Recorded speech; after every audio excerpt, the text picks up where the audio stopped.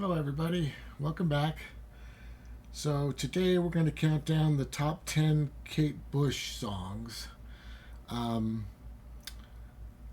to be perfectly honest about this specific artist and this specific list, um, Kate Bush is incredible. Kate Bush is an artist. Like pop music pop music, of course, is art. Of course it is. But Kate Bush is a whole other level. Kate Bush doesn't write. Kate Bush doesn't just want to have a top 10 hit. Kate Bush is putting art into the world, perhaps trying to change the world or just putting her point of view out there. Um, so making a top 10 list is kind of silly for an artist like this because it's all excellent and people will like different aspects of it, of course. So this list, it's just stuff that I happened to really kind of latch on to early on. So I guess it's more of my favorite than other music of Kate Bush's, but like I said, Kate Bush is a whole other level. It's not. This isn't the best way to evaluate Kate Bush. If you don't listen to Kate Bush, you should. I mean, that's that. That's it. But so this is a top 10 list, just to get more stuff out there. Um, Good. So, first off, let's go over the albums, though, okay? So, way back when she was young in '78, she released The Kick Inside. She had help from David Gilmour and a couple other people. David Gilmour from Pink Floyd. Um, and they put together this album. It's all her. You know, I'm not saying that David Gilmour wrote some of these tunes or anything weird like that. It's just that getting an album released, I'm sure, takes a lot of influence and a lot of money, and, you know, it's a big deal. Many bands dream of releasing an album uh, that is put out by a studio. You know, when they get studio time and they record everything and they bring in musicians and it's a big deal. And she was very young at this time, so David Gilmour helped out a little bit with this. It's good. It's Kate Bush, very young. For me, the real standout tune on this album is "Moving." It's the opening track. I'll just jump ahead a little bit. Touch me, hold me, have my open arms, try to move for me, how I move. It's great. It just works well. She, of course, had a single before that, "Wuthering Heights," that had Kite on the B side. Um, yeah, and it did great in England. She's broken a bunch of records as a performing artist, a female performing artist, for producing her own work and for getting a lot of hits and all that kind of stuff. She's just fantastic. So the first album did well, has some good songs on it, and then second album, once again, it's a good album. It had some singles. I think "Wow" was probably the biggest tune on it, and it did just fine. And then we come into the third album. I should point out right here, this is a duet with Peter Gabriel, and she does a lot of work with Peter Gabriel, and vice versa, I assume. So it's worth mentioning. Peter Gabriel, along with David Gilmour, are kind of an influence in her music, just to say. And vice versa, I assume. We get to the third album. For me, the third album is where the Kate Bush that I the style that I kind of grew up with gets started. And it's very interesting because it's the second side. So the whole first side sounds like the first two albums, in my opinion. The second side is where things change. I feel like there's a dramatic shift. This second side is fantastic. Every tune here, and from here on, in my opinion, from violin on, um, every album is just incredible. Now, as you guys know, I have a tendency to stop around 89 because that's when I kind of stop buying music, basically, and that happens here as well. I'm sure later Kate Bush albums are incredible. I don't have them. Maybe I have them, but I haven't listened to them enough to be able to talk about them like this. But I'm sure they're great, just to say out loud. But yeah, this second side, and I think she was aware that she was making a change as well. Uh, all of her choices are deliberate. I do want to say that. The way she sings, if she's got a really brassy attack at sometimes it's more laid back, sometimes it's kind of dark and sinister. All of these are choices that she has made and are part of the music. So even when you listen to these tunes live, those choices will still happen at those times. Because it's part of the art that she is creating. It's a piece that must be there. Probably the most specific example of this to point out is on, let's see, Houdini. In Houdini, she talks about kissing Houdini and then passing the key. That's how they would do the trick. Is she would come up and kiss Houdini, and then he would get the key in his mouth. Then they shove him in the water. He'd get the key out of his mouth and unlock the chains so he could swim up. And it's like he undid the chains magically. But really, a female or an assistant or whatever passed the key to him at some point in time. Well, she talks about the kiss, and then she talks about him getting shoved in the water. And she makes a massive vocal change. It gets really, the lyrics and the sound get really abrasive and strange, which is obviously just a strong choice. All of her music is full of these strong choices, and I believe this specific album also reflects that in the sense that this second half of the album is just the new Kate Bush. Every one of these tunes is incredible. This track 9 is kind of really just the end of track 8, but all of this is just amazing, and we'll get to a lot of it in the list. But good, and then we get on to The Dreaming, which if you were only going to get one Kate Bush album, this is the one that I would recommend personally. This album it's crazy and beautiful and strange and poignant. That's another thing I got to point out about Kate. A couple things, I guess, actually. Number one is Kate Bush can get really, really dark. If you go on a Kate Bush kick and you for 3 months all I listened to was Kate Bush, blah blah blah, I got these 8 albums or whatever, if you go on a Kate Bush kick, you're gonna go to some dark places. And I'm not just talking like goth Cure or Depeche Mode dark, right? Like My Girlfriend Left Me or whatever. This is dark. Like she sings about there's a whole section of the next album which is dedicated to a woman who's lost at sea, and she just slowly dies in the ocean. And the whole second half of the album is this woman's thoughts as she dies. The whole second half.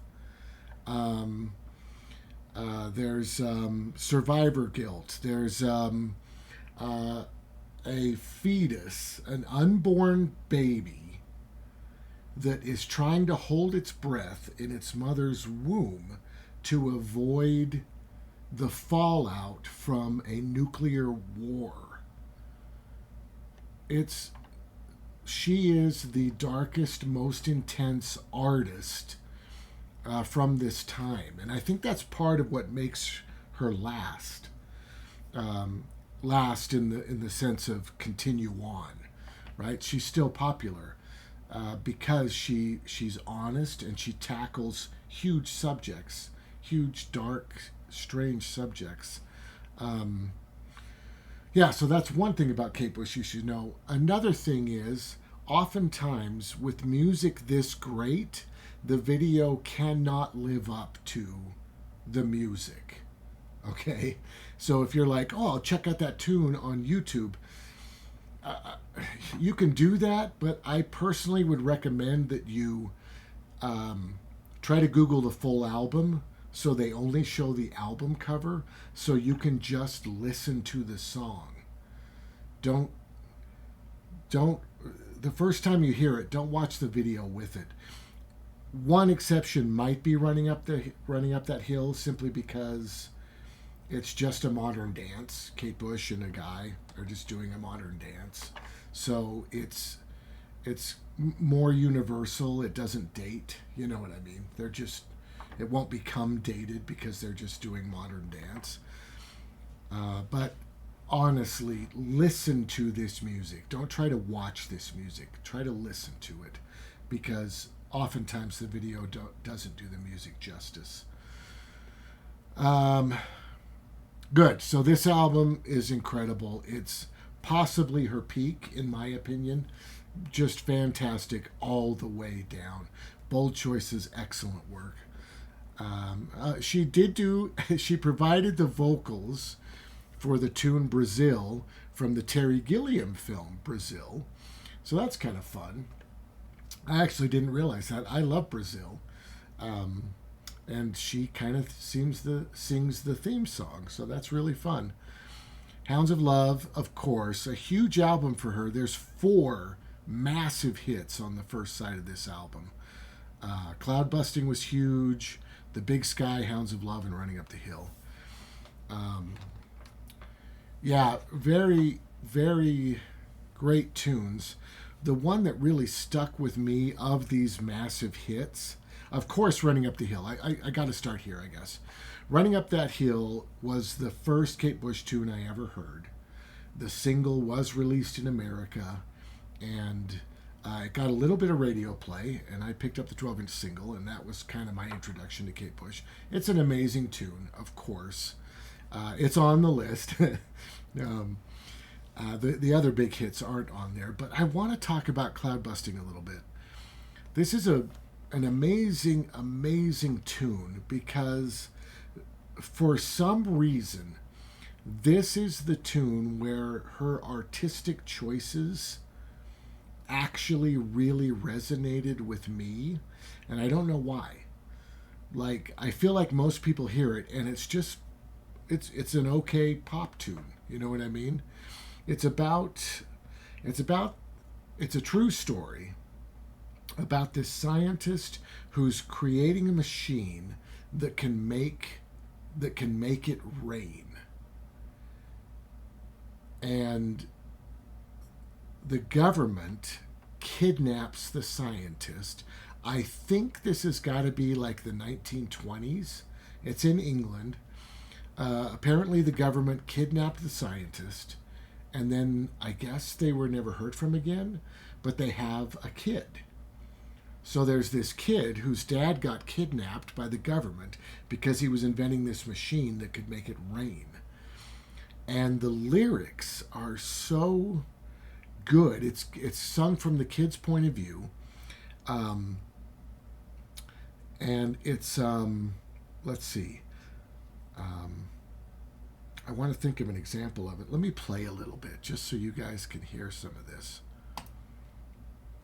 I still dream of the escape we did.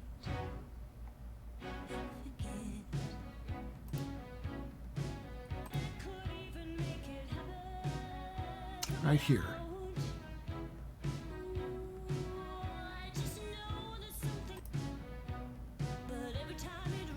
Every time it rains, you're here in my head, like the sun coming out. I just know that something good is going to happen.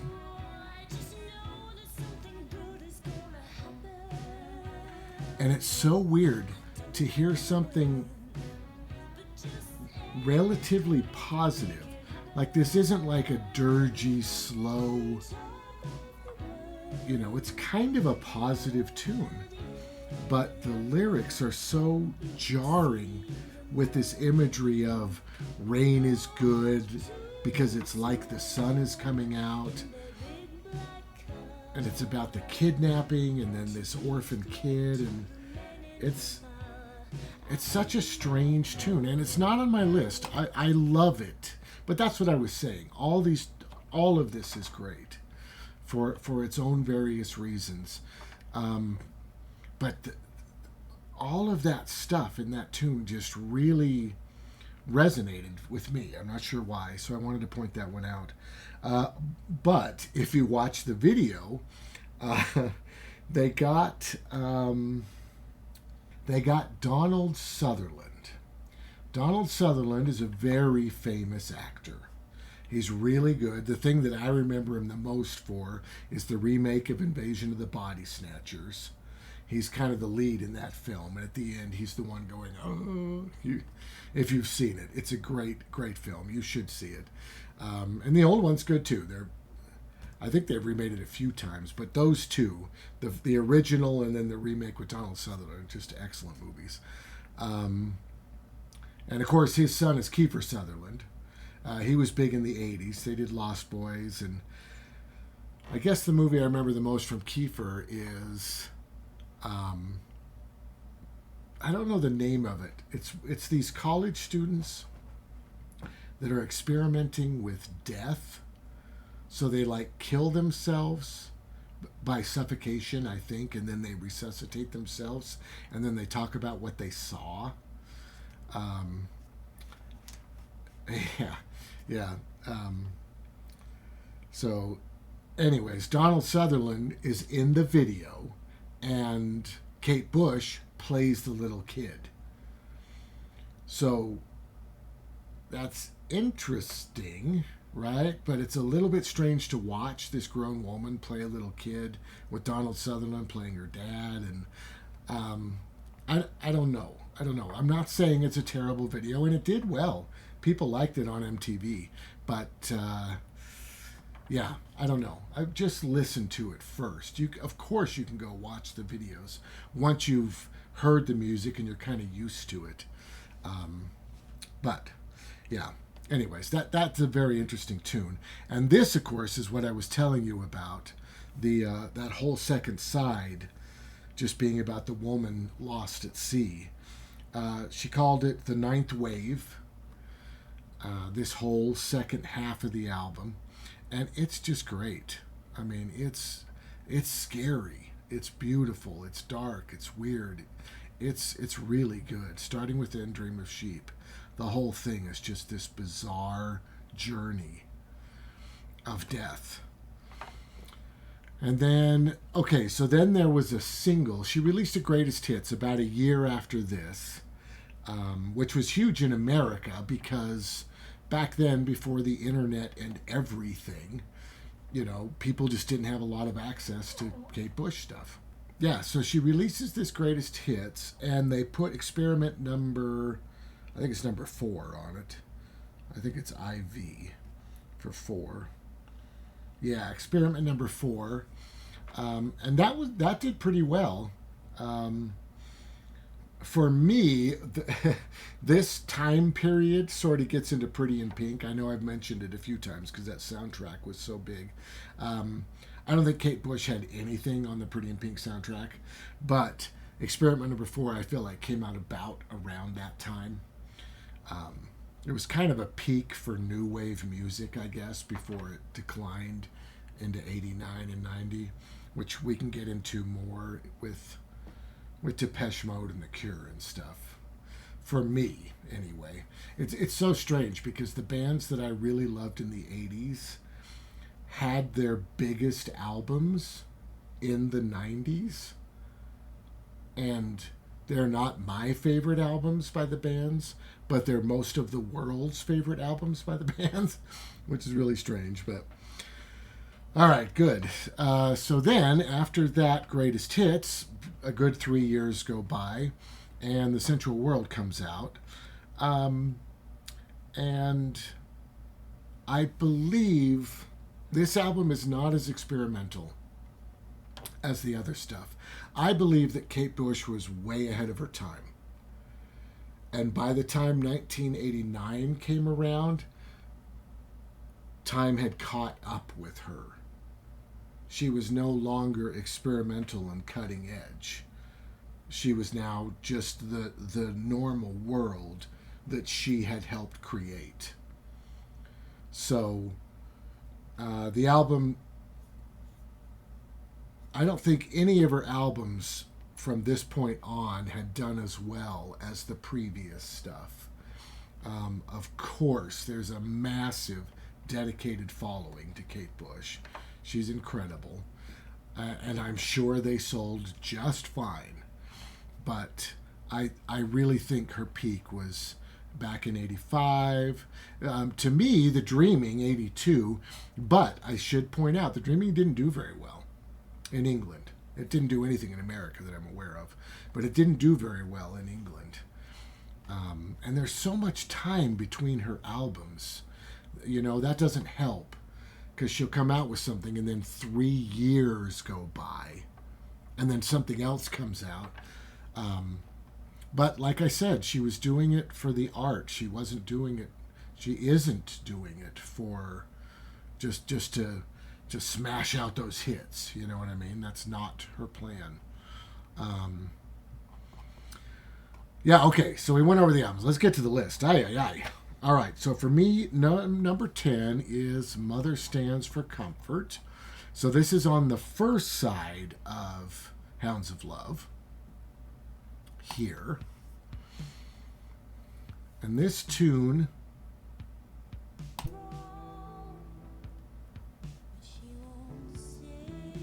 it wasn't one of the 4 smash hits off the first side.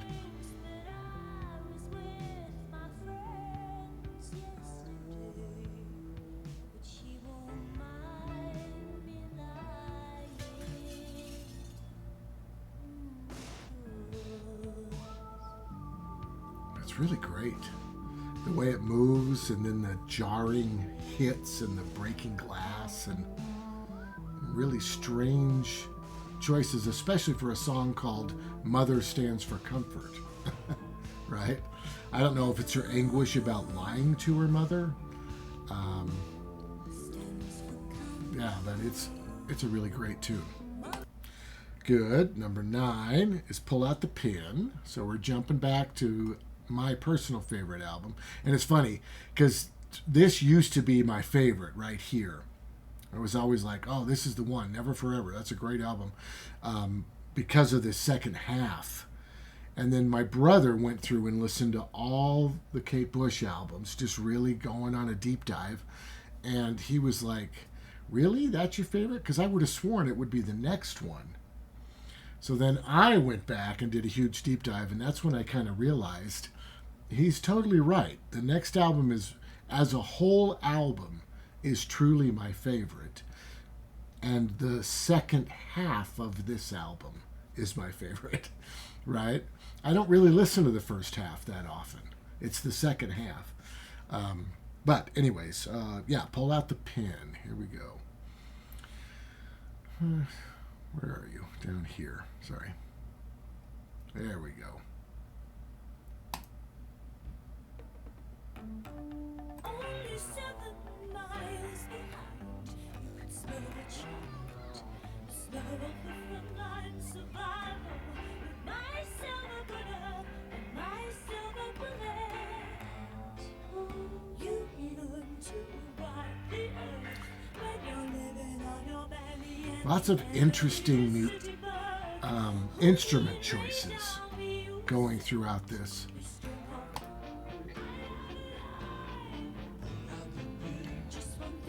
I love her in the background doing that.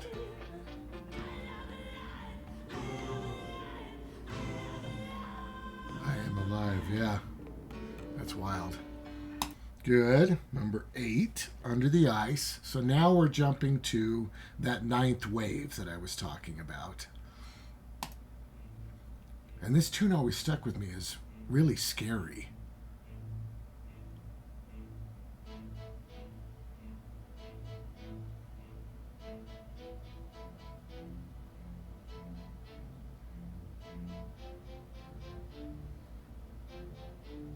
Trying to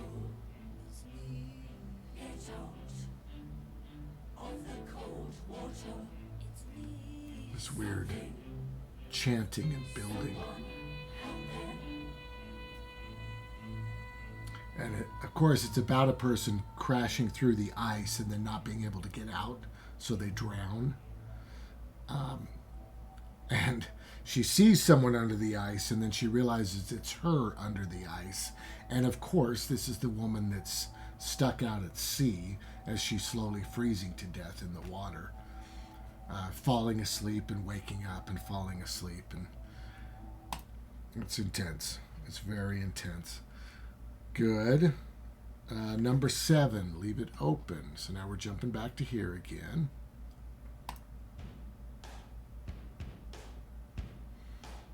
A lot of great vocal choices.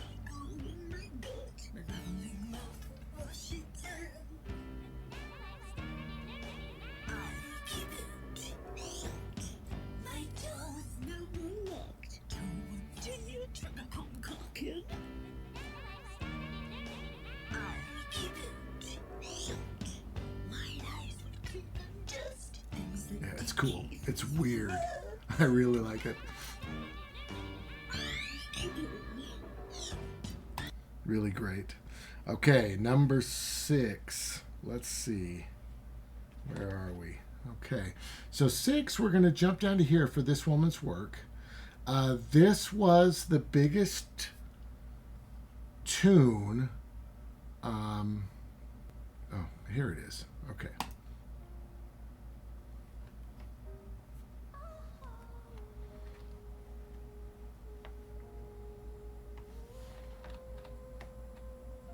And this tune was pretty good, pretty big because, and I can't say because that's not true. And it's the same thing we'll talk about with Running Up That Hill and what we talked about with Echo and the Bunnymen. This song was in a film called She's Having a Baby. And it's the best part of the movie is the sequence where they're playing this woman's work. The guy's wife is having a child, and there's problems with the birth, and it's a very tense time trying to figure out if she's going to survive, if the baby's going to survive. All the while, the husband's locked out, just waiting to see what happens. I'm trying to think of the actor in the film. Kevin Bacon. Yeah, and he's also in the Death movie, which is funny. Yeah, Kevin Bacon. But then you wonder, did the song make the film successful? Did the film make the song successful? Once again, it's probably both, right? They probably helped each other. So this is the tune that got some hype off of this album. And it is a beautiful song. Good. Okay. So now so that's the top 6. So now we're to the top 5. So this one is Hello Earth. We're back to the second side here.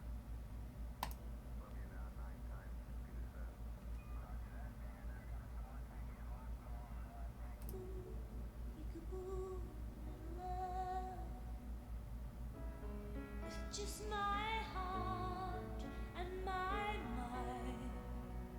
I can be dry, then dry. So the woman's probably almost completely dead, and she's, I guess, having an out-of-body experience. Get Get out of my car, step into the night, and look up at the sky.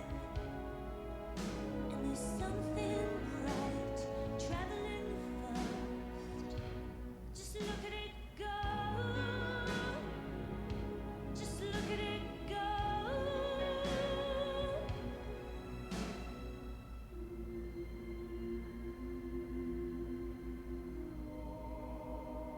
Very interesting. And it's funny, the credits for the album, everything's written by Kate Bush, of course, produced by Kate Bush.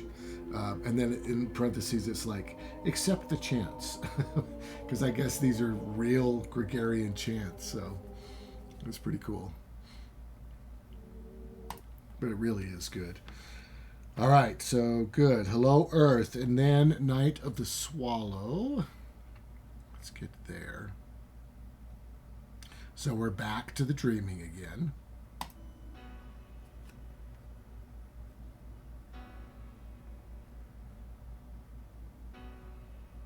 The night doesn't like it. It's just like your face on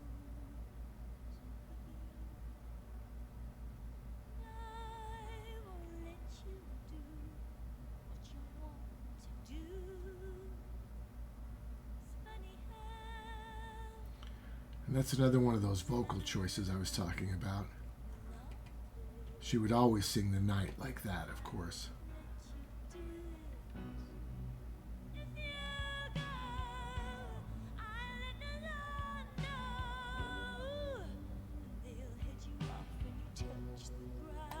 Yeah, it's really great. Very beautiful. And this is going to sound funny. A lot of artists, of course, all the choices are specific in a lot of cases, but the one that sticks out the most to me for some really bizarre reason is the Pixies, right? Like Frank Black, and I don't know how much the band influenced this, but he knew exactly how that song had to go. Like, they don't have guitar jams in the middle, you know, or things like that. They play it the way it goes, because that's the way the song goes. Kate Bush, also very specific choices. Yeah, really nice. Okay, number 3. We got there, Running Up the Hill. Just a great song.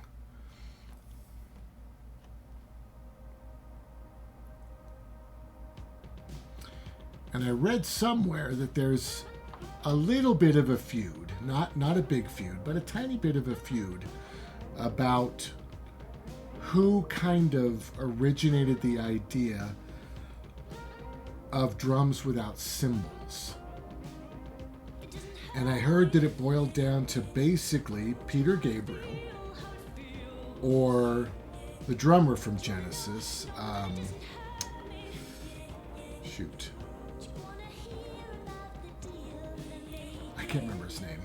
Or the producer who worked on these albums with them. Who thought up the idea of just these driving drums? And of course, Kate Bush was working with Peter Gabriel through a lot of this. But I don't think she's part of that feud. I'm not sure.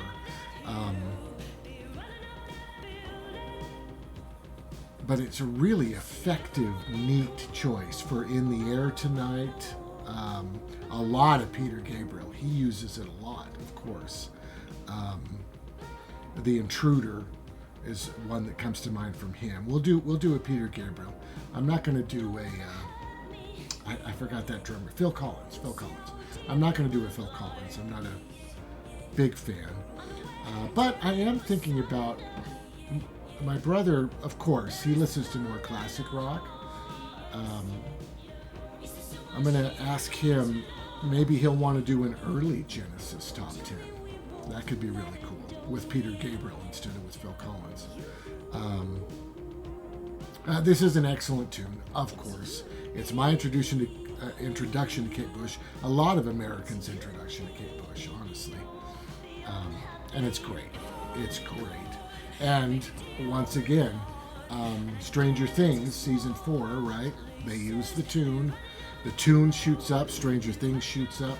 Probably both of them helping each other, but In this case, that song might have had a lot to do with the success of that show. Although people would have to watch far enough to get to the song. You know what I mean? So they were clearly already watching. At least some people were. I don't know. I haven't seen it, but I watched the first one. I had fun. But then the second one was the first one again. So I was like, I guess I'm done. That's a good tune. Yeah. Okay, so number 2. Okay.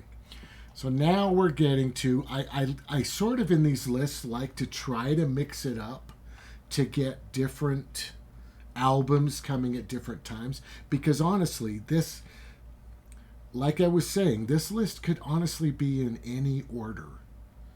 Because they're just good. All of these songs are just good. I could have picked 10 other songs. You know, there were hits. There were tunes that were played on the radio that aren't on this list. You know, sat in your lap, and I think Suspended in Jaffa got some, or Gaffa, and then The Dreaming, of course, which is the title track. You know, any of this stuff could have gone. Talk about weird choices. But these two are going to come both off of the second half of this album. Like I said, this whole thing's great. Violin's great because it's aggressive. The Infant's Kiss is just dark, and it's really weird because there's so many piano tunes from Kate Bush, especially off these first 2.5 albums.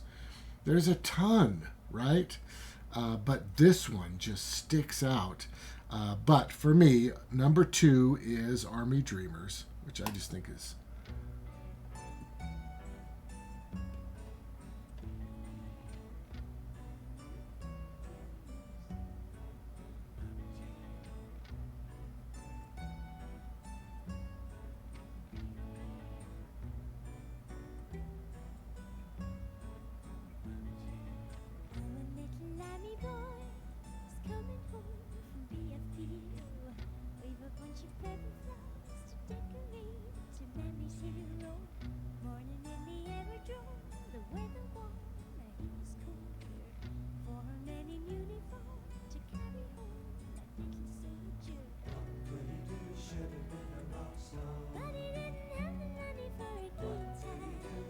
It's just really catchy and unique and interesting.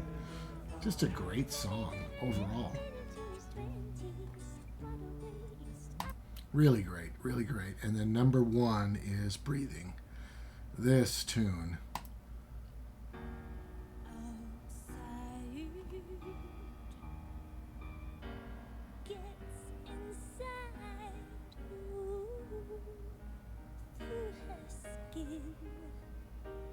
I've been out before, but this time it's much safer in last night.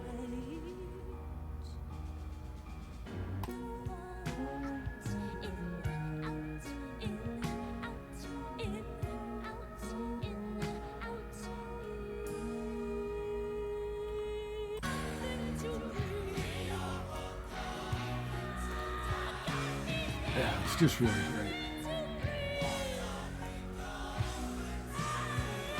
It's just an epic, crazy, great tune.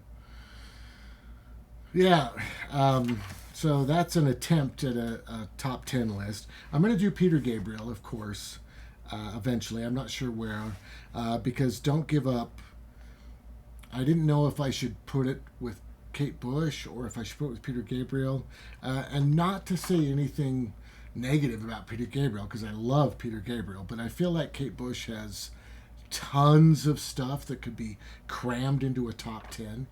And Peter Gabriel, it's a little bit less, only because of his art rock background. So it takes him a while to really jump into new wave, which is where I start with him.